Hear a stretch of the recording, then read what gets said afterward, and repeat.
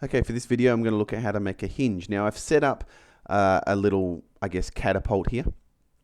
And what I've got is a cylinder, a catapult thing, which if I go into it you can see that I've made it from a cube, but then I did a ring cut here and an extrusion at the end down into it, or an inset and then an extrusion down into it. So that's my catapult. You'll see at the moment though, if I just go and add rigid bodies to all of these, so I want this to be a rigid body, a sphere rigid body. If I hit play, it just falls through. Okay, if I go to this and go rigid body passive, well, it just sits on it. If I change it to mesh, it goes and sits in there, so that's better. However, if I change this to active, which I want it to be active and I need it to be dynamic in order for it to move, then they both just fall away. Lastly, this is what's going to bring it all together. This rigid body here is going to also have a rigid body constraint on it. So this rigid body is not going to be dynamic, but it is going to be active. It's going to be a cylinder. It's going to, down here, it's going to be a hinge. And it's going to stick two objects together. Now the two objects are going to be the cylinder, that one there, and the cube, which is that one there. Okay, now these are names. You can rename them at the top here if you want to.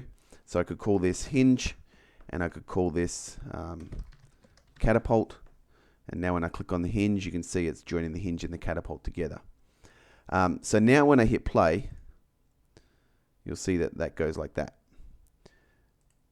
Still not really what I want, because I want this to like not fall under there. In that case, I just have to add something under here for it to sit on or to stop. There may be other ways to do those constraints. I'm not 100% sure. So I'll make that rigid body passive. So now it just sits there.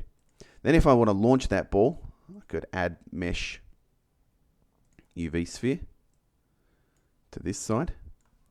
Give it a rigid body, but turn the mass up. Okay, the higher I turn the mass up, the further it's going to fall. Okay, so that's a little tiny throw. But if I turn the mass up to something larger, you'll see it throws it further. And if I turn it up to something ridiculous, it's just going to launch. Oh no, it doesn't make much of a difference. Once it gets past a certain point, I suppose it doesn't make too much of a difference.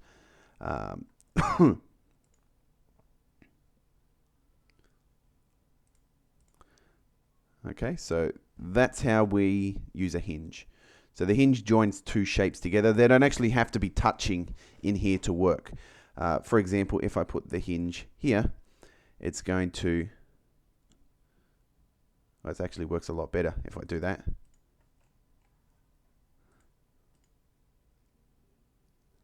Okay, so that launches it there.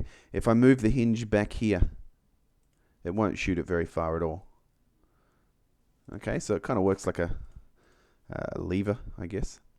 But wherever I put the hinge, if I put it over here, you'll see it will not do it. Well, that kind of glitched out. It shouldn't have done that, but that's because the mass of that sphere is so large. So I'll just bring it back down to 10. And it shouldn't glitch out. No. So it just kind of sits on it there, because this hinge is constraining that. So I'll bring it back in there, and that's how you make a hinge with a catapult.